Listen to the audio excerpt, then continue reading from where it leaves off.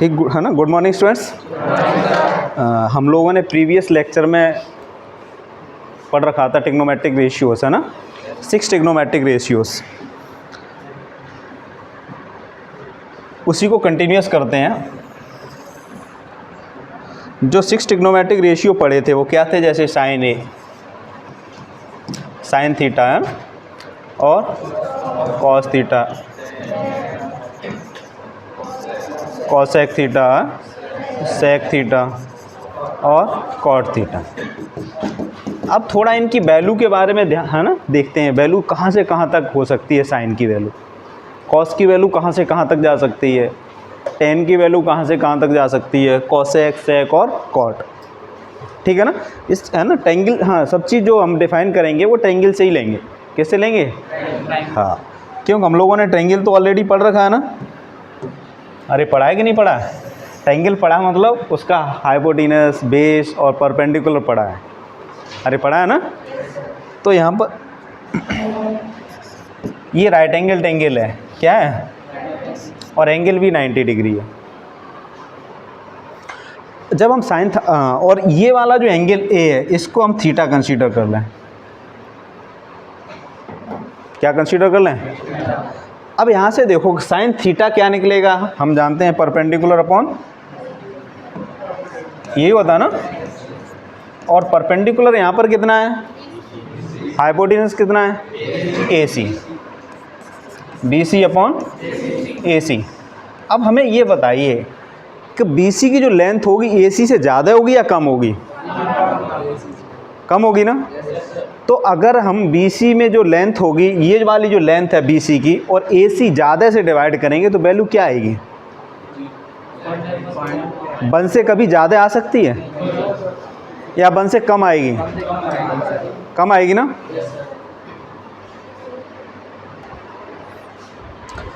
ये जो B C की लेंथ है ए सी से क्या होगी? कम होगी ना। तो अगर हम ए सी से डिवाइड करेंगे बी सी को तो वैल्यू क्या आएगी, ये बताइए? 1 आएगी या 1 से कम आएगी? है, वैल्यू 1 से कम आएगी या ज़्यादा आ सकती है? ज़्यादा नहीं आ सकती ना। लेकिन इसकी वैल्यू 1 भी हो जाएगी एक कंडीशन में, वो अभी हम बताएंगे नेक्स्ट में कब हो जाएगी। तो इसकी वैल्यू को ध्यान रखना, 1 से कभी, बोलो कभी ये परपेंडिकुलर ए सी से बड़ा हो सकता है क्या? नहीं हो सकता ना। तो साइन की जो वैल्यू होगी 1 से कभी ज़्यादा हो सकती है? कभी पॉसिबल नहीं होगी। या हो जाएगी? नहीं होगी ना। तो साइन की वैल्यू हमेशा 1 से लेस देन होगी और 1 तक हो सकती है। कहाँ तक हो सकती है ना। 1 कब होगी अभी आगे बताएंगे। साइन 90 की वैल्यू 1 होती है, कैसे होती है वो भी बताएंगे। मेरी बात समझ में आ रही है ना? अरे क्लियर हुआ ना। साइन की वैल्यू कहाँ तक जाएगी? 1 तक। नेगेटिव में भी ये -1 तक जाती है, लेकिन अभी वो आपके सिलेबस में नहीं है थोड़ा, है ना। लेकिन आगे मैक्सिमम वैल्यू क्या ध्यान रखना है इसकी, क्या होगी? 1। साइन की मैक्सिमम वैल्यू क्या होगी? क्यों होगी वो समझ में आ गया? अरे क्लियर हुआ ना। ऐसे ही कॉस देखो, कॉस क्या होता है? बेस अपॉन हाइपोटेनस, और बेस हमारा कितना है? ए बी अपॉन ए सी। और ये बेस भी कभी हाइपोटेनस से बड़ा नहीं होगा, होगा क्या? और जब ज़्यादा से छोटे को डिवाइड करोगे तो भी वो 1 से ज़्यादा नहीं होगा, छोटा ही आएगा। अरे आएगा कि नहीं आएगा? ये तो सब जानते हैं ना। बड़े नंबर से छोटे नंबर को डिवाइड करोगे तो 1, है ना, 1 से कम ही आएगा। कुछ पॉइंट में 0 और 1 के बीच में लाई करेगा। कहाँ से कहाँ तक लाई करेगा? 0 और 1 के बीच में लाई करेगा। करेक्ट ना। तो इसकी भी वैल्यू क्या होगी? अरे क्लियर है ना। 1 हो सकती है और 1 से लेस देन होगी। अब 0 से नेगेटिव में भी जाती है, लेकिन अभी आपको क्या ध्यान रखना है? मैक्सिमम वैल्यू 1 होगी, साइन की और कॉस की। अरे क्लियर है ना। नेक्स्ट हमारा आ गया टेन थीटा। टेन थीटा क्या होता है? Perpendicular upon base. अब परपेंडिकुलर हमारा बी सी है और बेस कितना है? ए बी है। परपेंडिकुलर कितना है? बी सी, और बेस क्या है? ए बी है। अब टेन थीटा इक्वल, अब इसके बारे में परपेंडिकुलर बड़ा हो सकता है, ये छोटा हो सकता है, इनमें तो कोई रिस्ट्रिक्शन नहीं है ना। इसकी लेंथ में कोई रिस्ट्रिक्शन है क्या, है ना। बी सी की वैल्यू बहुत बड़ी भी हो सकती है, ए बी की वैल्यू बहुत बड़ी हो सकती है। अरे समझ में आ रहा कि नहीं आ रहा? तो इसका मतलब 10 की वैल्यू तो कुछ भी हो सकती है, 10 में कोई रिस्ट्रिक्शन नहीं है, कहीं भी जा सकती है, और है ना मिनिमम भी कहीं भी जा सकती है। समझ में आ रहा कि नहीं आ रहा? हाँ, तो इसकी जो वैल्यू होगी वो मैक्सिमम वैल्यू इनफाइनाइट तक चली जाएगी। कहाँ तक चली जाएगी? इनफाइनाइट तक चली जाएगी। समझ में आ रहा कि नहीं आ रहा? और मिनिमम भी इसकी माइनस में चली जाती है। 10 में कोई रिस्ट्रिक्शन नहीं है, क्योंकि हमारा बी सी और ए बी में कोई रिस्ट्रिक्शन नहीं है। बी सी हाइपोटेनस और परपेंडिकुलर्स में तो रिस्ट्रिक्शन था ना, कि बी सी कभी ए सी से बड़ा नहीं हो सकता। अगर बड़ा हो गया तो ट्रायंगल नहीं बनेगा, या बन जाएगा? हाँ। नेक्स्ट हमारा क्या? कॉसेक। कॉसेक क्या होगा?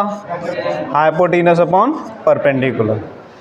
अब हाइपोटेनस हमारा क्या है? ए सी, और परपेंडिकुलर क्या है? अब बताओ, ए सी हमेशा बी सी से बड़ा होगा, इसकी वैल्यू हमेशा 1 से बड़ी होगी, इसकी वैल्यू हमेशा 1 से बड़ी होगी, और 1 भी हो सकती है, कभी हो सकती है। बताएंगे कहाँ क्या होगा। हाँ, लेकिन ये ध्यान रखना है कि ये जो कोसेक होगा वो क्या होगा, इसका मतलब 1 से लेस देन, है ना, 1 और 0 के बीच में इसकी वैल्यू कभी नहीं आएगी। क्या आएगी? 1 और 0 के बीच में इसकी वैल्यू कभी नहीं आएगी। किसकी नहीं आएगी? कोसेक की। अरे क्लियर है क्यों नहीं आएगी? क्योंकि ये हाइपोटेनस हमेशा बड़ा होगा, छोटे से डिवाइड करोगे तो 1 पॉइंट समथिंग आएगा। अरे आएगा कि नहीं आएगा? और 1 पॉइंट समथिंग कितना आएगा आगे तक तो वो तो पता ही नहीं है, क्योंकि ए सी कितना भी हो सकता है, हाइपोटेनस कितना बड़ा भी हो सकता है। अरे क्लियर है ना? जैसे अगर मान लो ये ही लेते हो आप, ये मान लो 3 ले लेते हो, इसको 4 ले लेते हो, इसको 5/3 करते हो, तो है ना डिवाइड करोगे तो कुछ तो वैल्यू आएगी, 1 से ग्रेटर आएगी। सेम केस देखो सेक थीटा का। सेक के केस में क्या होता है? Hypotenuse upon base. सेक का भी वही केस है, हाइपोटेनस बेस से हमेशा बड़ा होगा, और कम से बड़े को डिवाइड करोगे तो 1 से ग्रेटर आएगा। अरे आएगा कि नहीं आएगा? तो इसकी भी वैल्यू सेम वही है ना, क्या होगी? 1 से ज़्यादा हो सकती है और 1 भी हो सकती है, वो बताएंगे भी आगे क्या क्या हो सकता है। ठीक है ना, नोट करते जाना। लास्ट बच्चा हमारा कॉट थीटा। कॉट का नेचर और टेन का नेचर मिलता जुलता है। अरे मिलता है ना? हाँ, तो जो हमने टेन के बारे में बताया वही कॉट होगा। तो यहाँ से आपको क्या ध्यान रखना है? साइन की मैक्सिमम वैल्यू 1 हो सकती है, और 1 से कॉस की भी वैल्यू मैक्सिमम 1 हो सकती है, 1 से टेन के बारे में जहाँ तक जा सकते हैं ना। कॉसेक मिनिमम वैल्यू 1 होगी, इसकी हमेशा आपको क्या पूछेगा? मिनिमम वैल्यू क्या होगी, क्यों मैक्सिमम तो पता ही नहीं है, हैं? समझ में आ रहा कि नहीं आ रहा? मैक्सिमम तो जितना हाइपोटेनस बड़ा होता चला जाएगा वैल्यू बढ़ती चली जाएगी। नेक्स्ट सेक के केस में भी वही होगा, मिनिमम वैल्यू है यहाँ पर, ये 1 क्या है? मिनिमम वैल्यू है ये, और ये साइन और कॉस की क्या है? मैक्सिमम वैल्यू है। अरे क्लियर ना? और टेन और कॉट के केस में वो तो इनफाइनाइट है। अभी थोड़ा सा मैं इसका ग्राफ भी बनाऊं तो देखो कैसे बनता है। ये नोट कर लिया ना? थोड़ा सा आपको इंट्रोड्यूस कर दे रहा हूँ।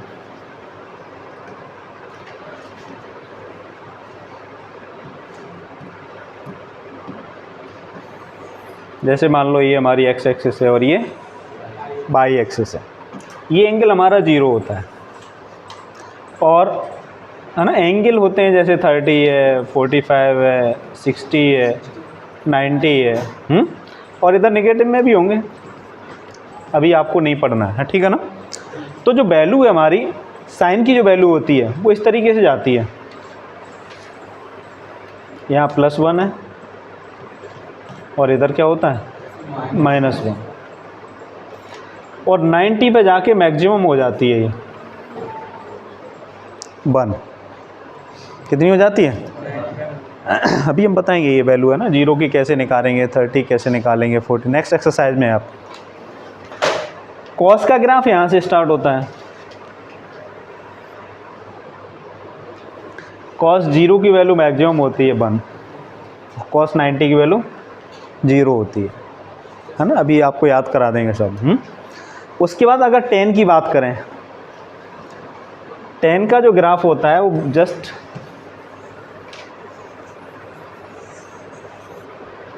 अगर ये 0 डिग्री है, ये 90 डिग्री है, इधर भी है ना -90 है, तो tan का जो ग्राफ होता है इस तरीके से होता है।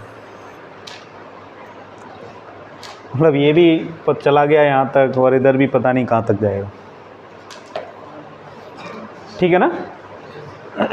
तो ये चीज़ें ध्यान रखनी है। अब मुझे लगता है 11 क्वेश्चन में कुछ बचा नहीं होगा, 1-2 दिया हुआ है, मैंने सारे बता दिए आपको, ठीक है ना। तो ध्यान रखना है, साइन की वैल्यू मैक्सिमम क्या होगी, कॉस की वैल्यू मैक्सिमम क्या होगी, कॉसेक की वैल्यू मिनिमम क्या होगी, है ना, सेक की वैल्यू मिनिमम क्या होगी। और डायग्राम में दिमाग, है ना, डायग्राम कहाँ रखना है, मेमोरी में रखना है, जिससे रटने की ज़रूरत ना पड़े, ठीक है ना, जिससे ये रटना ना पड़े कि ये, है ना, आगे के लिए ध्यान रखिए कि ये क्यों होता है ऐसा। क्लियर है ना।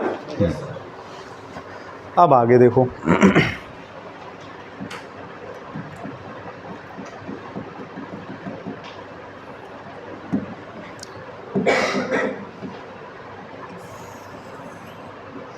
सिक्स ट्रिग्नोमेट्रिक रेशियोज हमने पढ़ लिए थे। अब ये जो 6 ट्रिग्नोमेट्रिक रेशियो पढ़े हुए हैं, इनके साथ कुछ स्पेसिफिक एंगल हैं। वो एंगल क्या है, 0 डिग्री, 30 डिग्री, 45 डिग्री, 60 डिग्री और 90 डिग्री। अब हमें क्या करना है, साइन 0 की वैल्यू, कॉस 0 की वैल्यू, टेन 0 की वैल्यू, कॉस 30, साइन 30, कॉस 30, समझ में आ रहा ना। 6 ट्रिग्नोमेट्रिक रेशियो के साथ इन सभी एंगल्स की वैल्यू भी चाहिए। पहले तो मैं बताता हूँ, है ना, कभी कभी पेपर में पूछ लेता है, prove that sine 30 equal to this. Sine 30 की जो वैल्यू है वो प्रूव करो।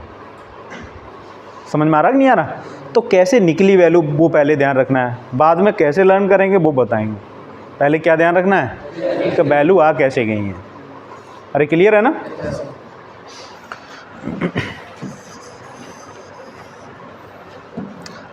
चलो पहले 30 डिग्री देख ले।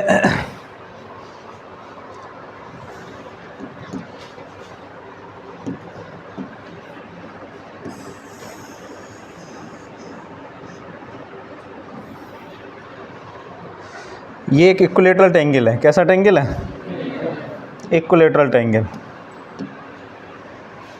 ए बी और सी। और जब ये इक्विलेटरल ट्रायंगल है तो इनका मेजरमेंट ये ए होगा, ये भी ए होगा और ये भी ए होगा। सभी साइडों का मेजरमेंट इक्वल होगा ना। अरे क्लियर हो रहा है ना। और ये एंगल कितना होगा, 60 डिग्री होगा, ये भी 60 डिग्री होगा और ये भी 60 डिग्री होगा। अब जब हमने ट्रिग्नोमेट्री को पढ़ा है, ट्रिग्नोमेट्रिक रेशियो पढ़े हुए हैं, तो वहाँ तो हमने राइट एंगल ट्रायंगल की बात की है। अरे राइट एंगल ट्रायंगल पढ़ा है ना। तो राइट एंगल ट्रायंगल इसे बनाना पड़ेगा। अरे बनाना पड़ेगा ना, है। तो राइट एंगल ट्रायंगल इसको पहले बना लेते हैं अभी। यहाँ से परपेंडिकुलर ड्रॉ कर लें। क्या ड्रॉ कर लें, अल्टीट्यूड ड्रॉ कर लें, ठीक। और जैसे ही अल्टीट्यूड ड्रॉ करेंगे तो ये एंगल 90 डिग्री हो जाएगा और इसको नाम दे दो डी।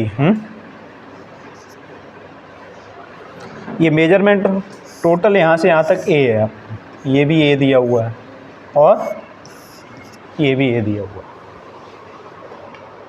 क्लियर है ना। अब देखो राइट एंगल ट्रायंगल बन गया।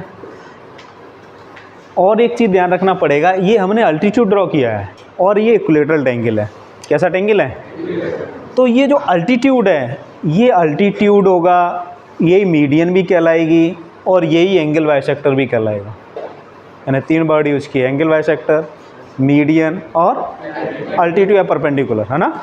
क्योंकि है ना, कैसा ट्रायंगल है, इक्विलेटर। इक्विलेटर ट्रायंगल में मीडियन हुआ, एंगल बाइसेक्टर हुआ और अल्टीट्यूड हुआ है, परपेंडिकुलर हुआ, एक ही लाइन होती है।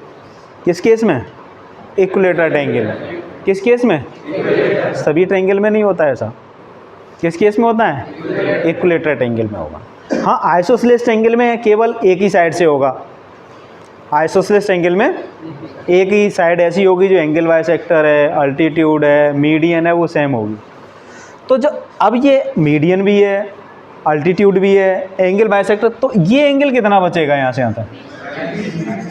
30 बचेगा ना, ये है ना। अभी जब ये डायग्राम बना लो तो लिख भी लिया करो ये चीज़ें हैं, है ना, अपनी जानकारी के लिए। अब हमें वैल्यू निकालनी है, 60 की निकालनी है और 30 की निकालनी है, sin 60, sin 30, cos 30 है। उससे पहले ये देखिए, हमें इस ट्रायंगल है ना, जो राइट एंगल ट्रायंगल हमने बनाया है, राइट एंगल ट्रायंगल हमारा क्या है? AVD। इस AVD की सारी डायमेंशन तो पता होनी चाहिए, सारी भुजाएं तो पता होनी चाहिए ना। यहाँ पर AB हमें A दे रखा है, BC A दिया हुआ है, तो ये तो निश्चित है कि जब ये D मिड पॉइंट होगा, बिकॉज AD मीडियन है। अरे मीडियन है ना, तो ये लाइन तो हमारी A/2 हो जाएगी। ये तो क्लियर है ना, क्या हो जाएगी? A/2 यहाँ से यहाँ तक हो जाएगा। लेकिन इसका जो अल्टीट्यूड है AD, इसे हमें पता करना पड़ेगा। और कैसे पता करेंगे? पाइथागोरस थ्योरम से निकाल लेंगे। अदरवाइज याद रखना चाहिए हमेशा, जो मैं आज रिजल्ट निकालूंगा उसे हमेशा याद रखना है, altitude of a equilateral triangle. क्या ध्यान रखना है? हमेशा उस फॉर्मूले को याद रखना है। अल्टीट्यूड ट्रायंगल है ना, अल्टीट्यूड इक्विलेटरल ट्रायंगल का क्या होता है, एरिया इक्विलेटरल ट्रायंगल का क्या होता है, 9th क्लास में पढ़ा ना, 9th क्लास में था, है हेरोन्स फार्मूला पढ़ा है, वहीं था, वहीं पर area of equilateral triangle, area of isosceles triangle, altitude of equilateral triangle. अरे क्लियर हो रहा है ना? अगर नहीं मालूम तो अब क्लियर कर लेना बिल्कुल, हमेशा के लिए याद रखना है। अभी तो पाइथागोरस थ्योरम से निकाल लो। देखो AD² इक्वल टू हम क्या लिख सकते हैं? AB² minus BD²। अरे क्लियर है ना? और AB हमारा कितना दिया हुआ है? A², और BD हमारा कितना है? A²/4 कर दें, A/2 है ना। अरे क्लियर है ना? तो A²/4 हो जाएगा। LCM लेके सॉल्व करो तो 4A² माइनस A²/4 सॉल्व करेंगे तो कितना आ जाएगा? 3A² AD² की वैल्यू आ गई। और AD² equal to 3A²/4, it means AD equal to कितना आ गया? √3/2A। स्क्वायर भी चल हट जाएगा ना, स्क्वायर रूट ले लेंगे ना, तो √3/2A आएगा ना। अरे आएगा कि नहीं आएगा? हमेशा याद रखो, अल्टीट्यूड ऑफ इक्विलेटरल ट्रायंगल क्या होता है? √3/2A, √3/2A। ये इसका क्या होगा? अल्टीट्यूड। सभी चीज़ें क्लियर होनी चाहिए कैसे आ रही हैं। अरे क्लियर हो रही है ना? अब वैल्यू देखो निकालो, सब वैल्यू निकलने लगेंगे। ये नोट कर लिया?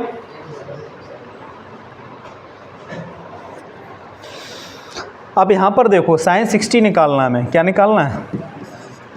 इधर रुक जाओ, वहीं निकालते हैं। इसको साफ कर दें, इसको सारी वैल्यू लिख तो भी जाएंगी। sin 60 निकालना है। क्या निकालना है? और sin 60 क्या होता है? Perpendicular upon hypotenuse. अरे sin थीटा का फॉर्मूला यही होता है ना। और sin 60 ये एंगल है, इसके सामने की साइड क्या होगी? परपेंडिकुलर हमारा कितना होगा? √3/2A। अरे यही होगा ना। और हाइपोटेनस कितना है? A। तो यहाँ पर हम क्या लिख दें? AD/AB। अरे ठीक है ना। और AD की लेंथ कितनी दे रखी है? √3/2A अपॉन AB कितना दे रखा है? A से A कैंसिल हो गया, आंसर हमारा कितना आ गया? √3/2। sin 60 की वैल्यू क्या होती है? √3/2। अरे क्लियर है ना? साथ साथ नोट करते जाओ, पर्याप्त समय दे रहे हैं हम।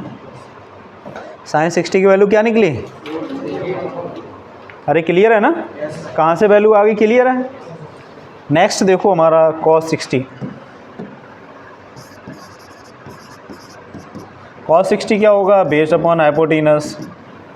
और बेस यहाँ पर हमारा क्या है? BD है ना। अरे 60 के लिए बेस यही होगा ना। और हाइपोटेनस क्या है ए बी, तो हम यहाँ क्या लिखते हैं B D upon A B, और बी डी हमारा कितना दे रखा है A upon two, A B कितना दिया हुआ है ए, इस ए से ए कैंसिल, आंसर हमारा कितना आ गया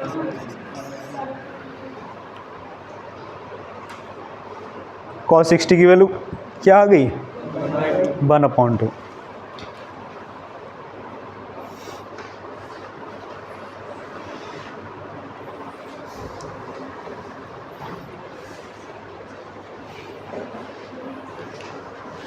नोट कर लिया ना। अब tan 60 निकालना है। tan 60 क्या होगा परपेंडिकुलर अपॉन बेस, परपेंडिकुलर यहाँ कितना है AD और बेस कितना है BD। AD की वैल्यू क्या है √3/2a और BD बेस कितना है a/2, a से a कैंसिल, 2 से 2 कैंसिल, आंसर कितना आ गया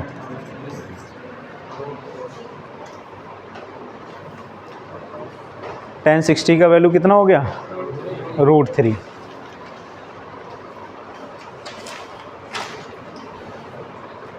अरे क्लियर है ना। उसके बाद tan 60 के बाद देखो भाई, हाँ tan के बाद क्या लिख लें cosec 60 hypotenuse upon perpendicular. Hypotenuse कितना है हमारा AB, परपेंडिकुलर कितना है AD, यही है ना। और AB की वैल्यू क्या दे रखी है और AD की वैल्यू क्या है √3/2a, A से A कैंसिल, आंसर कितना आ गया 2/√3। अरे 2/√3 आएगा ना। अब तुम्हें दिख भी रहा होगा साइन और कोसेक की वैल्यू में कुछ रेसिप्रोकल है ना। अगर आपने यहाँ 3 निकालनी फिर आगे तो ज़रूरत ही नहीं है। साइन अब सेक की निकालोगे तो कितनी आ जाएगी 2 आ जाएगी, और 1 से ज़्यादा आई कि नहीं आई। अरे 2 वैल्यू 1 से ज़्यादा है ना, और सेक 60 भी 2/√3 है, तो ये भी 1 से ज़्यादा होगी कि नहीं होगी, क्योंकि √3 की वैल्यू क्या होती है 1.732, और 2 को डिवाइड करोगे तो 1 पॉइंट समथिंग आएगा कि नहीं आएगा। उसके बाद अगर cot 60 निकालोगे जिसका उल्टा कर दोगे क्या आ जाएगा, लिख लो ये भी है ना, सेक 60 लिख लो, क्या हो जाएगा बेस अपॉन हाइपोटेनस, और बेस अपॉन हाइपोटेनस का मतलब 60 की वैल्यू क्या आ गई 2, और cot 60 की वैल्यू कितनी आ जाएगी 1/√3।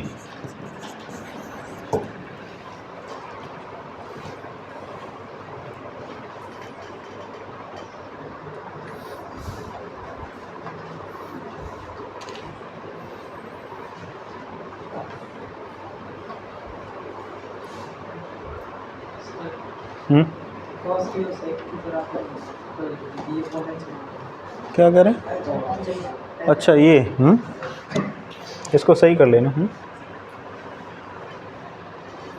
सेक 60 की 2 ही आएगी ना।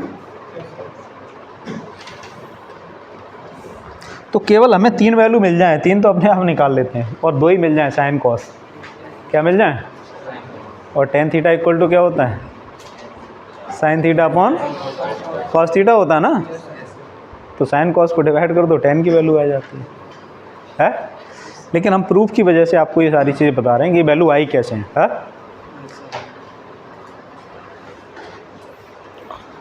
नोट कर ली ना।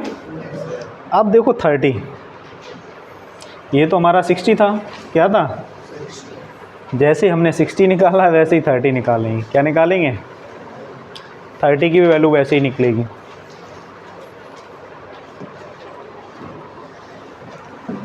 अगर हमें साइन 30 निकालना है, क्या निकालना है,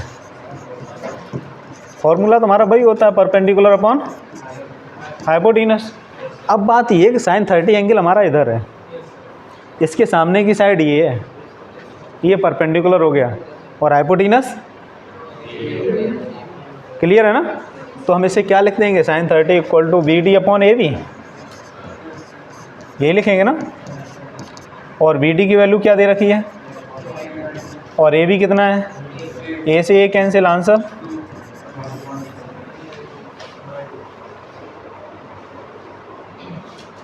अरे 1/2 आएगा कि नहीं आएगा? तो साइन 30 की वैल्यू क्या होगी? 1/2। साइन 30 की वैल्यू क्या होगी?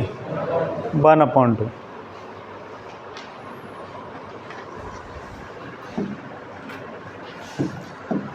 दूसरा cos 30 क्या होता है? बेस अपॉन हाइपोटेनस, और बेस यहाँ पर क्या हो जाएगा? AD हो जाएगा ना। तो AD अपॉन हाइपोटेनस क्या है? AB। AD की वैल्यू क्या दे रखी है? √3/2a। और AB हमारा कितना दे रखा है? A से A कैंसिल, आंसर कितना आ गया? √3/2।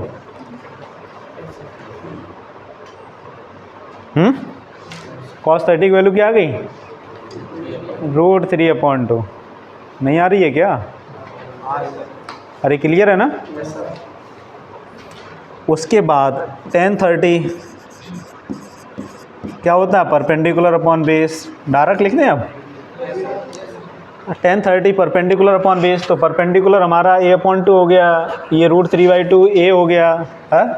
तो क्या आ जाएगा? a/2 और √3/2a। a से a कैंसिल, 2 से 2 कैंसिल, आंसर कितना आ गया?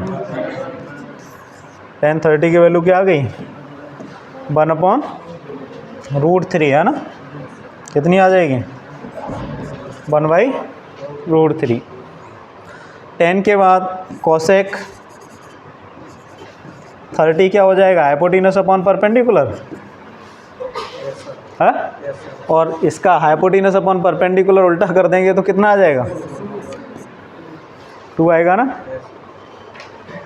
ऐसे ही sec 30 क्या हो जाएगा? हाइपोटेनस अपॉन बेस, और हाइपोटेनस अपॉन बेस का मतलब 2/√3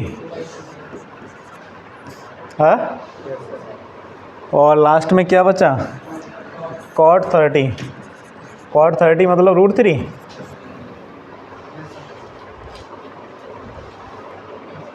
अरे ठीक है ना। और देखो यहाँ पर हमने 60 की वैल्यू निकाली थी, कुछ क्या निकाली थी है, वो भी इधर लिख देते हैं। फिर देखो रिलेशन देखो, है ना। ट्रिग्नोमेट्री बड़ा इंटरेस्टेड टॉपिक है अगर चीज़ों को ध्यान से समझेंगे। हैं साइन 60 की वैल्यू क्या निकली थी? √3/2। cos 60 की वैल्यू क्या निकली थी? 1/2। और tan 60 की वैल्यू क्या निकली थी? और cosec 60 की वैल्यू क्या निकली थी? और sec 60 की वैल्यू क्या निकली थी? और cot 60 की वैल्यू। अब यहाँ से रिलेशन देखो, साइन 30 की वैल्यू होगी वो cos 60 की वैल्यू होगी। जो साइन 30 की वैल्यू होगी वो, हम आपको ये भी बताएंगे, बुक में नहीं दिया हुआ है। ये कम्प्लीमेंट्री एंगल का कंसेप्ट है। किसका है? पहले हुआ करता था, इसको हटा दिया गया है। और ये मुझे लगता है हटाना नहीं चाहिए था, ये बहुत है ना नियर बाई है। देखो ये 30 और प्लस 60 कितना होता है? जहाँ दो एंगल का सम 90 होगा वैल्यू आपको सेम दिखेंगी। 30 60 30 60। अरे दिख रहा है साइन और कॉस में 90 हो रहा है कि नहीं आ रहा? tan और cot को देखो, tan 30 और cot 60 1/√3 1/√3। अरे समझ में आ रहा है कि नहीं आ रहा? 30 प्लस 60 90 होता है, और cot 60 की वैल्यू होगी वही tan 30 की वैल्यू होगी, जो cot 60 की वैल्यू होगी वही tan 30 की वैल्यू होगी, और जो tan 60 की वैल्यू होगी वो cot 30 की वैल्यू होगी। समझ में आ रहा है कि नहीं आ रहा? cosec 30, cosec और sec देखो, sec कहाँ दिख रहा है? sec 60 और cosec 30, 60 प्लस 30 90 होता है। वैल्यू दोनों कैसी हैं? जहाँ पर है ना साइन cos का एंगल का सम 90 हो, tan cot का एंगल का सम 90 हो, cosec sec का एंगल का सम 90 हो, वैल्यू क्या होंगी? सेम होंगी। वैल्यू क्या होंगी? वैल्यू क्या होंगी? सेम होंगी। अरे क्लियर हो रहा है कि नहीं हो रहा? अरे क्लियर हुआ कि नहीं? नोट कर लो। हाँ अभी बताएंगे इस कंसेप्ट को भी। हाँ ऐसा क्यों होता है?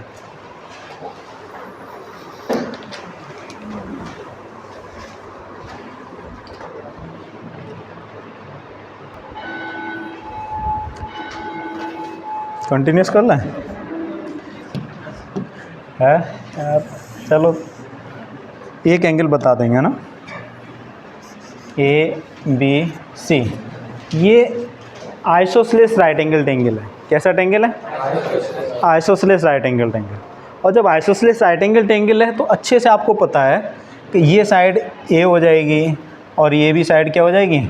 A हो जाएगी। अरे क्लियर है ना?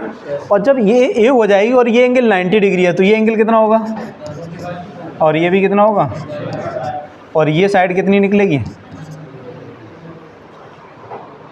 पाइथागोरस थ्योरम से निकाल लोगे ना इसी, A√2 निकलेगा ना, या और कुछ निकलेगा?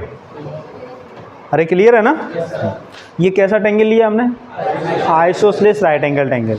कैसा एंगल है? Isosceles right angle angle. अब निकालो यहाँ से, देखो sin 45 निकालो। sin 45 वही होगा परपेंडिकुलर अपॉन हाइपोटेनस। परपेंडिकुलर कितना है हमारा? AB नहीं सॉरी BC। परपेंडिकुलर कितना होगा? अब चाहे इस एंगल को लेके सॉल्व कर लेना, चाहे इस एंगल को लेके सॉल्व कर लेना, दोनों से आंसर सेम आएंगे। ठीक है ना? तो हम A को लेके सॉल्व कर रहे हैं, किसको लेके?